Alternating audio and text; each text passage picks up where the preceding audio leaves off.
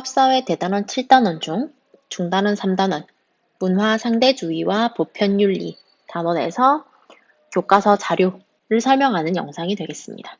본문으로 들어가기 전에 아마존 원주민들에 대한 사진이 나오고 옆에 설명이 나오고 있어요. 설명 한번 읽어보겠습니다. 한 선교사가 아마존 밀림에 사는 사람들에게 자신처럼 셔츠와 바지를 입고 생활할 것을 강요하였다. 노출이 많은 그들의 모습이 도덕적이지 않다고 여겼기 때문이다. 그러나 선교사의 말에 따랐던 원주민 대다수가 피부병을 앓게 되었다고 해요. 다른 문화를 대하는 선교사의 태도에 어떤 문제가 있었는지 써보자고 했습니다. 선생님이 설명을 좀 해주자면 이제 여기에 제시되어 있는 제시된 글에 있는 선교사는 문화에 대해 제대로 이해를 하지 못한 거예요. 문화가 서로 다른 환경과 상황에 적응하면서 형성되기 때문에 사회나 시대마다 다양하게 나타난다는 점을 이해하지 못했다라고 정리할 수 있겠습니다. 아마존 원주민들이 셔츠와 바지를 입지 않고 그림에서와 같은 이런 의복을 입고 있는 데는 다 이유가 있었겠죠? 그거를 이 선교사는 제대로 이해를 하지 못했다는 게 되겠습니다. 천화도는 교과서 본문 정리하는 영상에서 설명을 했었어요. 225페이지의 사례 탐구하기입니다. 제목은 자문화 중심주의와 문화사대주의의 문제점은 무엇일까?예요. 자료 1번 보겠습니다. 제목은 난로 논쟁으로 본 자문화 중심주의입니다. 제식을 볼게요. 1580년 몽테뉴가 유럽 여행을 하던 중 겪은 일이다. 기존의 개방형 벽난로에 익숙하던 프랑스와 달리 독일에서는 폐쇄형 철제 난로가 새롭게 개발되어 사용되고 있었다. 이를 본 프랑스인들은 프랑스의 개방형 벽난로가 설치비가 덜 든다고 치켜세우며 독일의 난로는 방안을 밝히는 역할을 하지 못하는 데다 공기를 너무 건조하게 하여 답답한 분위기를 풍긴다고 비난했다. 한편 몽테뉴가 만난 한 독일인은 폐쇄형 난로가 개방형 난로보다 4배나 많은 열을 발산하면서도 연료가 덜 들고 굴뚝 청소를 할 필요도 없다는 등 장점을 늘어놓으며 프랑스식 난방법을 비난했다. 몽테뉴는 자신들의 난방장치가 상대의 난방장치보다 더 우월하다고 믿는 프랑스인과 독일인의 태도를 모두 비난하였다. 라고 알랭드 복통의 철학의 위안이란 책에 나와 있었습니다. 여기 몽테뉴라는 사람이 나와 있는데 몽테뉴는 16세기 중반부터 후반에 살았던 사람이고 프랑스 법관이었습니다. 그리고 우리한테는 수상록이라는 책으로 좀 유명한 사람이에요. 이 사람은 종교 갈등으로 폭력이 난무하던 그 당시에 관용이라는 걸 내세우면서 인간 중심의 도덕이라는 걸 제창한 사람이었습니다. 그래서 밑에 있는 문제를 볼게요. 문제는 추론형 문제고요. 몽테뉴가 다른 문화를 대하는 프랑스인과 독일인의 태도를 비판한 이유가 무엇일지 생각해보자고 했습니다. 답을 한번 적어보면 관용을 중시한 철학자, 이 사람은 철학자면서 법관이었거든요. 철학자인 몽테뉴가 프랑스인들과 독일 사람들의 태도를 비판한 것은 이렇게 프랑스 사람과 독일 사람 모두가 자문화 중심주의적,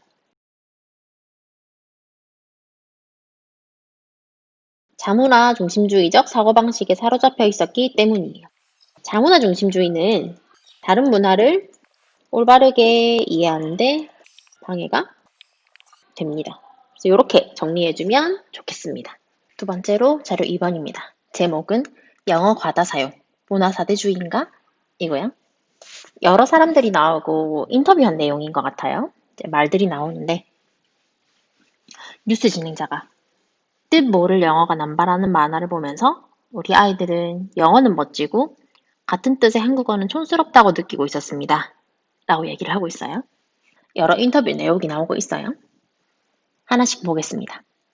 어린이들이 좋아하는 만화 속 인기 캐릭터들은 합체하자, 인티그레이션, 트랜스포메이션 등 어른들도 선뜻 이해하기 어려운 영어 단어들을 반복해서 외칩니다. 어릴수록 읽기, 듣기, 말하기로 언어를 배우기 때문에 만화를 봤을 때 멋있으면 쉽게 받아들입니다.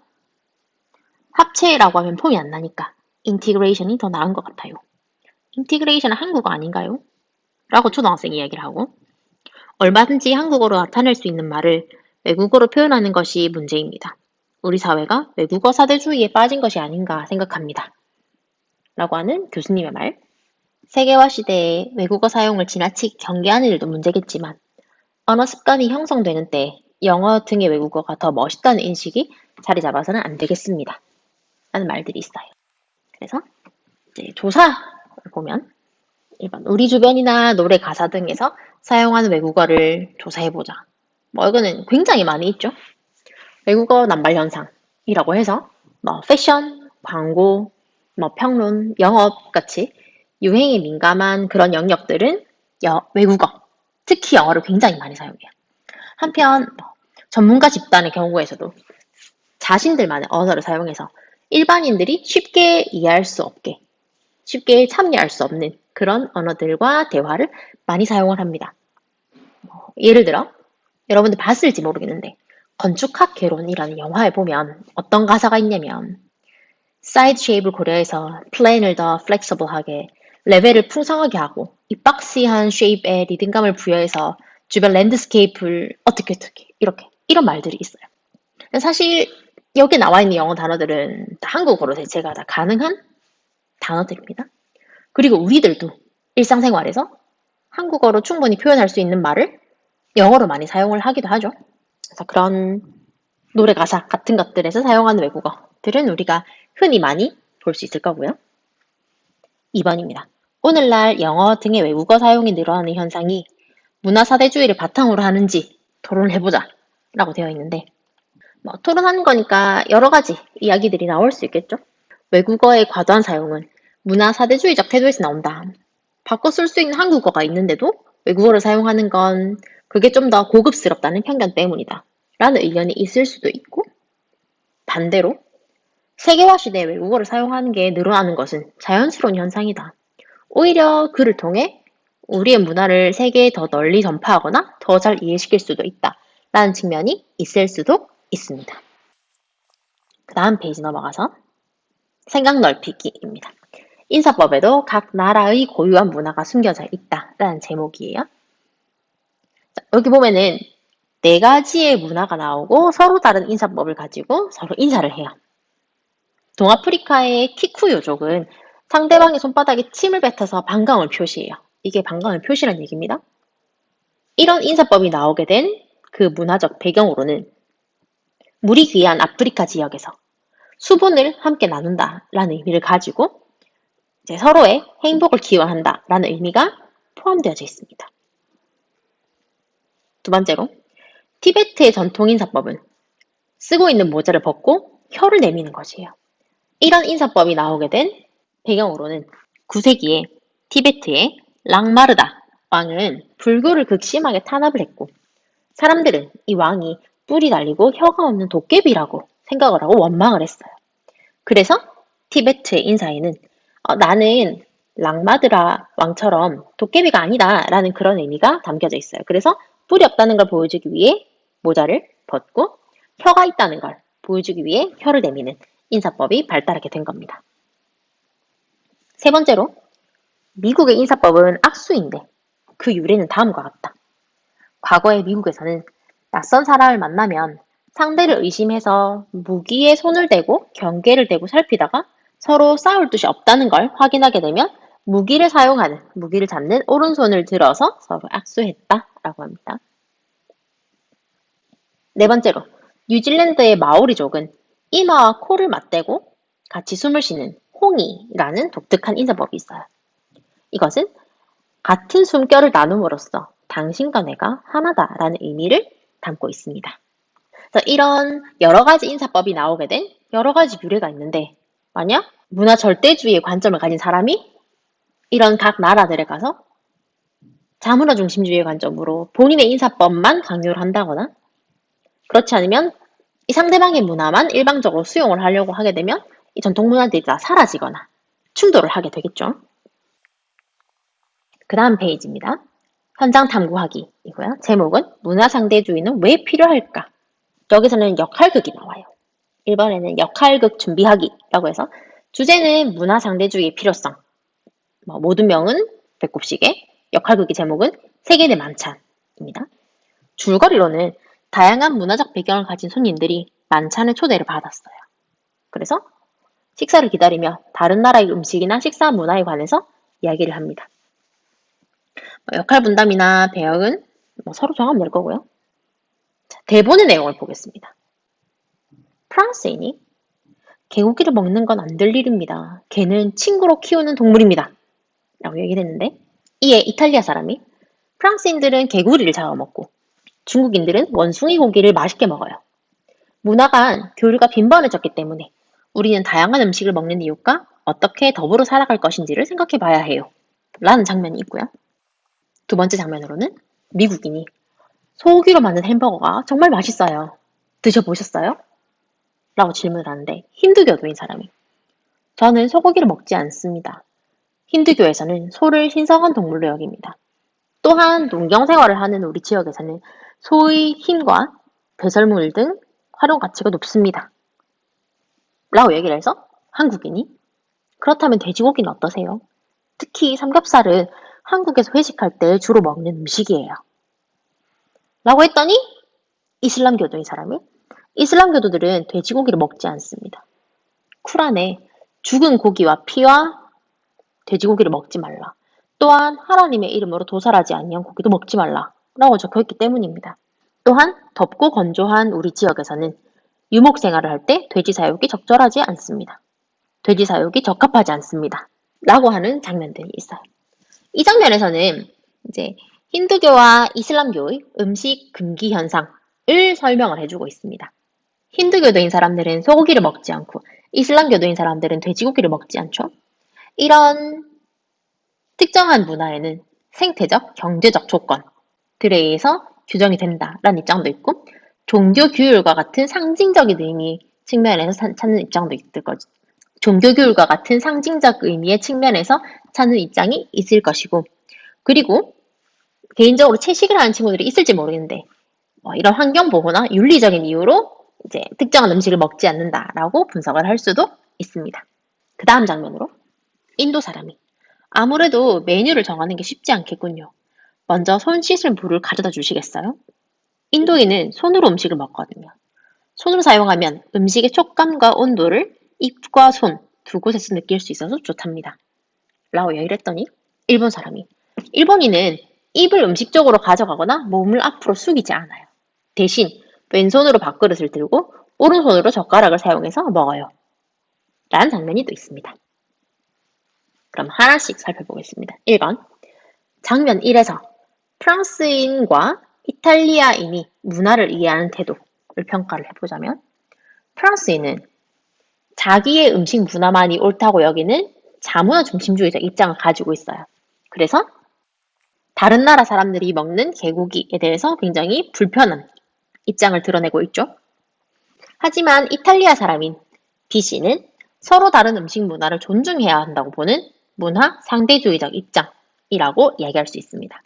음식 역시 문화이기 때문에 사회마다 독특한 음식 문화를 제대로 이해를 하려면 이탈리아인처럼 각 문화의 우열, 선악 같은 것들을 따지기보다는 그 가치와 의미를 이해함으로써 공존을 모색하는 게 바람직하겠습니다. 2번입니다.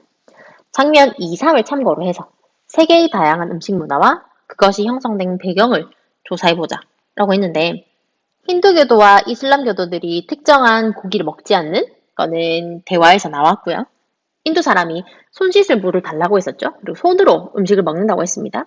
인도 사람들은 본인의 손을 식사 도구인 숟가락이나 포크, 젓가락 같은 것보다 더 깨끗하다고 생각을 해요. 그래서 손으로 음식을 먹거든요.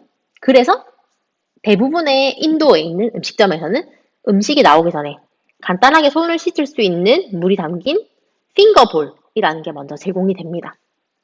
그리고 음식을 먹을 때는 오른손을 써요. 왜냐하면 왼손은 화장실에서 용변을 본 뒤에 사용을 하기 때문에 왼손으로 음식을 먹는다는 건 굉장히 예의에 어긋나고 신뢰가 되는 행동이 되겠습니다. 3번입니다. 역할극을 시연해보고 난 후 느낀 점을 바탕으로 문화상대주의의 필요성과 의의를 발표해보자 라고 했는데 선생님이 대신 해보면 세계의 음식 문화는 서로 다릅니다. 다른데 이것들을 인정하지 않으면 특정 지역이나 인종 등에 따라 문화 갈등이 나타날 수 있어요. 문화 갈등은 사회 통합을 방해할 수 있고 심한 경우에는 유혈 사태나 전쟁으로 확대가 되기도 합니다. 그래서 문화 갈등을 피하고 다양한 문화를 존중하기 위해서는 문화 상대주의적 태도가 필요하다라고 정리할 수 있겠습니다. 그 다음 페이지 보겠습니다. 다양한 종교에 담긴 황금률. 선생님이 교과서 정리하는 영상에서 황금률에 관한 이야기를 했었죠. 여러 종교들에서 황금률에 관한 이야기를 해주고 있는데 보편윤리에서 중시하는 그런 도덕 원리들은 대부분의 시대나 사회에서 사람들이 당연하게 인정하고 받아들이는 것들이에요. 그래서 각 종교들 내용을 보면 크리스트교에서는 남이 너에게 해주기를 바라는 대로 너도 다른 사람을 대하라 라고 얘기를 하고 유교에서는 네가 원하지 않는 바를 남에게 행하지 마라. 불교에서는 어떤 일로 고통받은 적이 있다면 그 방식으로 남에게 상처를 주지 마라. 이슬람교에서는 나를 위하는 만큼 남을 위하지 않는 사람은 신앙인이 아니다. 힌두교에서는 너에게 고통스러운 일을 다른 사람에게 강요하지 마라. 유대교에서는 너에게 해로운 일을 이웃에게 행하지 마라. 이 모든 이야기들을 종합을 해보면 남이 했을 때 내가 기분이 나쁜 행동은 나도 하면 안 되고 내가 즐거워한 그런 행동은 남에게 해라. 이런 이야기가 나오고 있죠. 이런 것들을 보편윤리로 설명을 할 수 있을 것이고 이제 여러 나라에 있는 문화들 중에서 보편윤리에 어긋나는 그런 사례들이 몇 가지 있어요. 이제 지참금 살인이라고 해서 결혼 집참금을 이유로 신부를 살인하는 그런 행위가 존재하는 나라가 실제로 아직 존재하고 있고요. 조혼이라고 해서 결혼하는 신부의 몸값을 받거나 결혼 지참금을 면제받기 위해서 소녀들이 강제로, 어린 나이에 강제로 결혼하는 그런 풍습. 이 문화로 존재를 하는 나라도 아직 존재합니다. 그리고 여성할례라고 해서 그 나라에서는 일종의 성인식으로 취급을 해줘요. 그런데 여성에게 고통을 주거나 생명을 위협하는 그런 관습으로 여자의 신체 일부를 잘라내는 그런 행위를 문화로 아직 인정해주는 그런 나라들도 있습니다. 그래서 다음 페이지를 넘어가 보면 사례탐구학에서 보편윤리에 관한 이야기를 우리가 조금 더 알아볼 거예요. 제목은 보편윤리의 관점에서 문화를 상찰해볼까? 입니다. 자료 1번. 중국 여성들을 올감했던 전족 풍습이에요. 이거는 EBS 지식 채널 2에서 나왔던 내용이고요. 전족은 어린 소녀의 발을 인위적으로 묶어 자라지 못하게 하는 중국의 옛 풍습으로 거의 1000년 동안 지속이 되었어요. 법적으로 금지하면서 대부분 사라졌지만 많은 사람들이 전족 때문에 고통스러운 삶을 살았어요. 작은 발을 만드는 과정은 5살 정도에 시작을 합니다. 닭을 삶아서 그 뜨거운 뱃속에 아이의 발을 넣어서 부드럽게 만든 다음에 엄지발가락 이외의 나머지 발가락을 완전히 꺾어서 발바닥에 붙여요. 이렇게 휘어진 발을 헝겊에 묶고 여기 딱 맞는 신발을 신은 뒤에 5년 동안 치수를 늘리지 않으면 다 자란 발, 성인의 발도 10cm, 신발 사이즈로 100 정도겠죠? 이 정도밖에 되지 않습니다. 이런 과정을 견뎌낸 뒤에도 여자들은 흉측한 발과 척추의 기형, 무력감, 우울증 같은 것들로 고통을 받았어요. 여자들이 고통, 장애, 그리고 불법 행위에 따른 처벌까지 감수하면서 전족을 받았던 건 이 전족이라는 게 이 중국에서 미의 기준이자 결혼을 위한 사회적인 도구였고 남자들의 부의 과시수단이었기 때문이었다고 합니다. 그래서 오른쪽에 그림을 보면 이게 전족을 한 여자들이 신는 신발이에요. 굉장히 작죠? 그리고 이거는 엑스레이 사진입니다. 전족을 해서 발이 뒤틀린 이 발을 엑스레이 찍었을 때 이런 모습들이 나오게 돼요. 밑에 있는 문제를 보면 전족이 성행했던 배경을 조사해보고 보편윤리의 관점에서 전족에 관한 자신의 견해를 발표해보자고 했는데 선생님이 대신 얘기를 좀 해주면 전족은 명나라, 청나라 시대에 유행을 했던 관습입니다. 여기에는 여자는 몸도 작고 손도 작고 발도 작아야 된다. 그리고 모든 것이 여리고 부드러워야 한다라는 생각이 깔려 있었어요. 그래서 이런 이유로 상류층 부녀자들에게서부터 전족이 유행을 하게 됐고 전족을 하지 않은 여자는 미인이 절대 되지 못하고 천민으로 여겨지고 그리고 발이 큰 사람은 결혼도 못했어요. 이러한 관습은 보편윤리의 관점에서 볼 때 인정되기가 어렵겠죠. 이러한 문화는 여성을 남성을 위한 성적인 도구로만 여겨서 여성의 인간으로서의 존엄성을 존중해야 하는 보편윤리적 가치를 훼손하기 때문입니다. 실제로 발이 굉장히 작으면 사람이 성큼성큼 걸어가기가 힘들게 되고 그래서 항상 남자들이 없으면 옆에 보호자가 없으면 어디를 다니지 못했어요. 그래서 여자들의 자유를 속박하는 그런 수단으로도 사용이 되었습니다. 자료 2번은 조금 더 앞에 있는 전적보다 좀 더 선생님은 마음이 아픈 그런 내용인데 한번 봅시다. 사티, 지켜야 할 전통인가? 사티는 남편이 죽고 나서 화장할 때 아내를 산채로 함께 화장하는 힌두교의 옛 풍습입니다. 가장 오래된 사례는 기원 후 510년에 행해진 것으로 추정되며 1829년에 금지령이 내려지면서 점점 줄어들었어요. 그런데 1987년에도 18세의 한 여성이 사티에 희생당한 사건이 있었습니다. 일부 힌두교도들이 사티를 지지하는 이유는 그것이 힌두 사회의 전통 가치를 수호하는 방법이라고 믿었기 때문이에요. 이 사람들은 힌두교의 전통을 위해서 사티처럼 여성이 희생하는 미풍양속은 당연히 지켜져야 하고 이것을 위해서라면 자살이나 테러, 전쟁까지도 감행할 수 있다라고 여깁니다. 그래서 1번 문제부터 보겠습니다. 사티를 고집하는 일부 힌두교도들의 태도를 보편윤리의 관점에서 우리가 비판할 수 있어야 됩니다. 내용을 보면 사티는 인도의 전통에서 나온 관습이기 때문에 유지되어야 한다라고 하는 일부 힌두교도의 그런 주장들이 있죠. 이것은 보편윤리에 위배되는 문화가 도덕적으로 정당화될 수 없다라는 점을 간과하고 있기 때문에 그 사람들의 주장은 정당하지 못하다라고 말할 수 있습니다. 다음으로 2번 문제 보겠습니다. 보편윤리의 관점에서 정당화하기 어려운 자문화 혹은 타문화의 사례를 찾아보고 그 문제점을 비판해보자 라고 있어요. 사례로는 여러 가지가 있을 수가 있는데 선생님 2가지 예를 들어줄게요. 첫 번째 예는 순장입니다.